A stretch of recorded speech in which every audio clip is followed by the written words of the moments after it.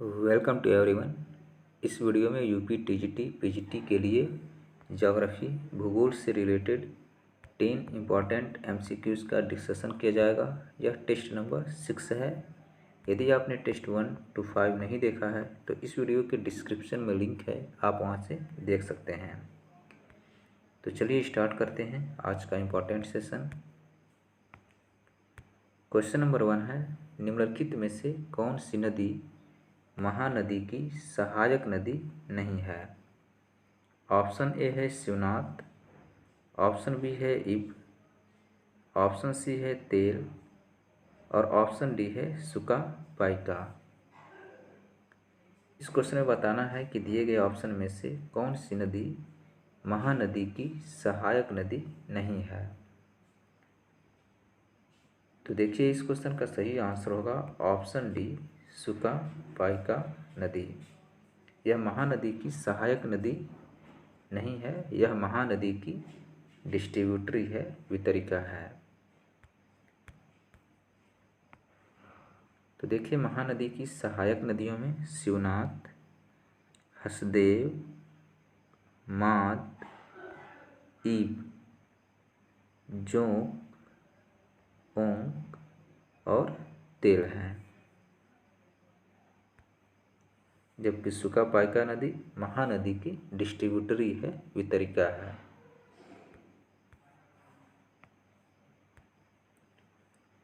Question number 2 है, copper, सोना, लौह, कोयला जुड़े हुए हैं। ऑप्शन ए है कोलार, कुद्रेमुख, खेतड़ी, झरिया। ऑप्शन बी है खेतड़ी, कोलार, कुद्रेमुख, झरिया। ऑप्शन सी है कुद्रेमुख, कोलार, खेतड़ी, झरिया और ऑप्शन डी है कोलार, खेतड़ी, झरिया, कुद्रेमुख।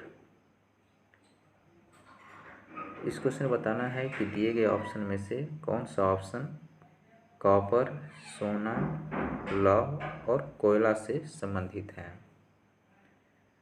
तो देखिए, इस क्वेश्चन का सही आंसर होगा ऑप्शन बी, खेतड़ी, कोलार, कुद्रेमुख, झरिया।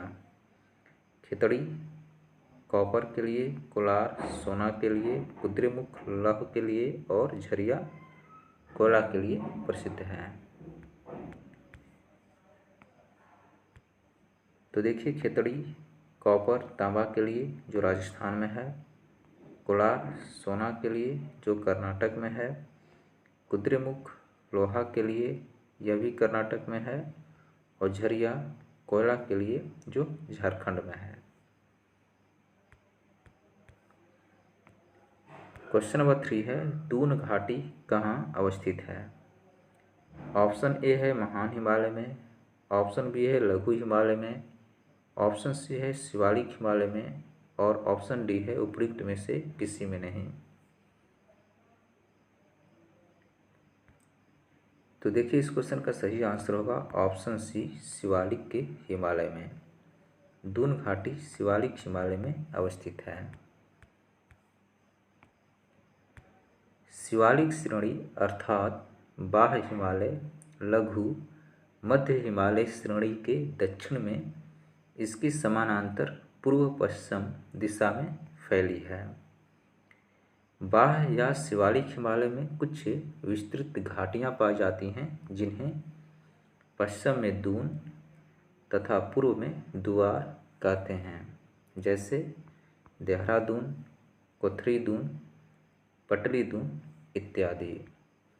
इन घाटियों का विस्तार कहीं कहीं शिवालिक हिमालय एवं लघु हिमालय के मध्य में भी पाया जाता है। क्वेश्चन नंबर 4 है, निम्नलिखित में से समुद्री जल द्वारा अपर्दित भूरूप इरोजनल लैंड फॉर्म है।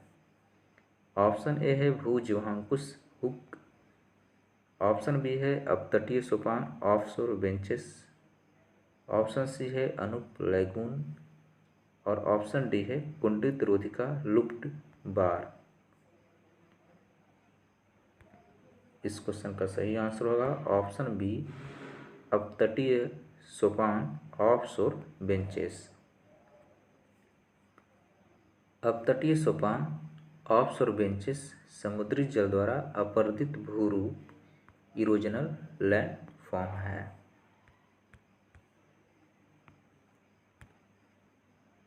तो देखिए, समुद्री जल द्वारा समुद्री तरंग द्वारा निर्मित निक्षेपित स्थलरूप पुलिन, रोधिका, अपतटरोधिका, स्पिट, हुक, लूप, टोम्बोलो, रोधी द्वीप, बैरियर आइलैंड, ज्वारीय प्रवेश द्वार, टाइडल इनलेट्स, पंखायुक्त शीर्ष स्थल, विंग्ड हेडलैंड्स।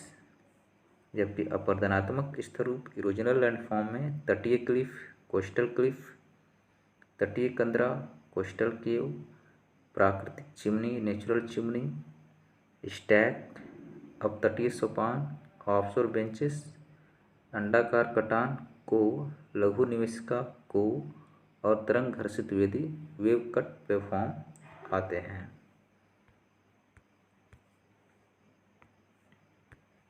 क्वेश्चन नंबर 5 है, उष्ण उपोष्ण मरुस्थल पाए जाते हैं।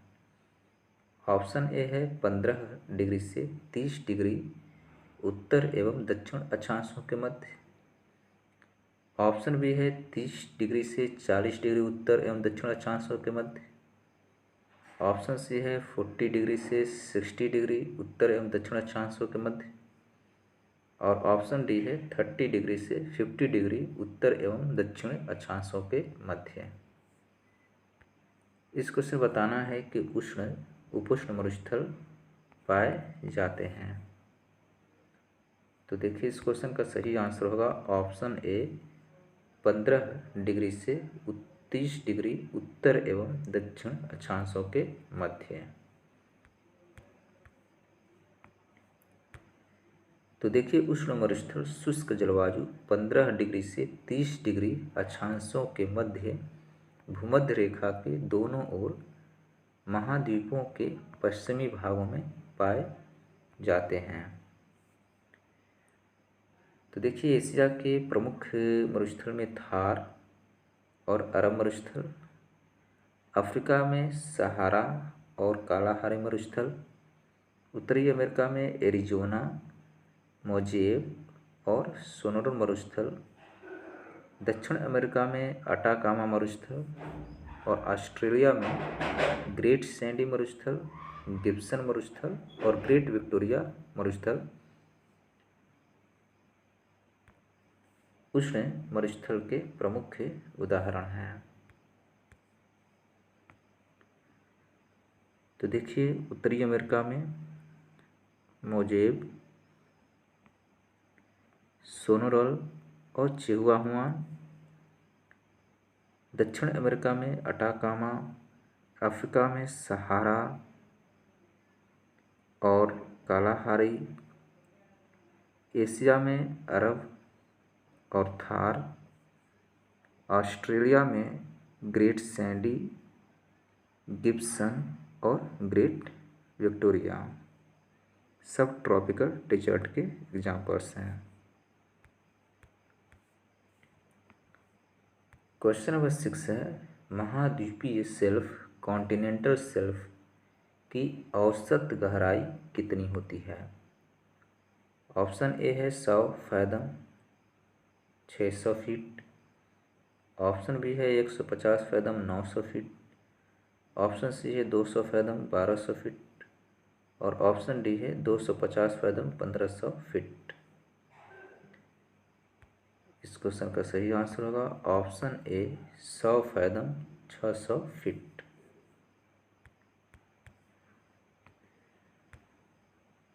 तो देखिए, महाद्वीपीय मग्नतट कॉन्टिनेंटल शेल्फ की औसत गहराई 100 फैदम 600 फीट होती है।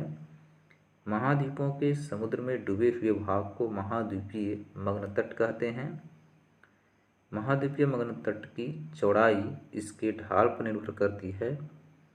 सबसे चौड़े महाद्वीपीय मग्नतट आर्कटिक महासागर में पाए जाते हैं। साइबेरियाई मग्नतट विश्व का सबसे चौड़ा महाद्वीपीय मग्नतट है।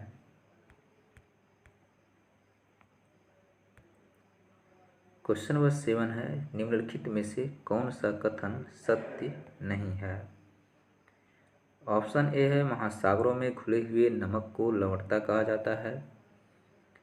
ऑप्शन बी है, महासागरों की औसत लवणता 35/1000 होती है। ऑप्शन सी है, भूमध्य रेखा के आसपास उच्चतम लवणता पाई जाती है। और ऑप्शन डी है, आर्कटिक महासागर में सबसे कम लवणता पाई जाती है। तो देखिए इस क्वेश्चन का सही आंसर होगा ऑप्शन सी, भूमध्य रेखा के आसपास उच्चतम लवणता पाई जाती है। यह कथन सत्य नहीं है। तो देखिए पृथ्वी की परपटी सागरीय लवणता का मुख्य स्रोत है। इसके विघटन व वियोजन द्वारा अपरदन के फलस्वरूप सागरों की लवणता में वृद्धि होती है। सागरीय जल की औसत लवणता 1000 ग्राम में 35 ग्राम होती है। सागरीय लवणता से जल के घनत्व में वृद्धि होती है। क्वेश्चन नंबर 8 है, क्षेत्रीय विभेदन की अवधारणा को कहा जाता है। ऑप्शन ए है अपवादवाद। ऑप्शन बी है क्षेत्रीय अध्ययन। ऑप्शन सी है क्रमबद्ध भूगोल।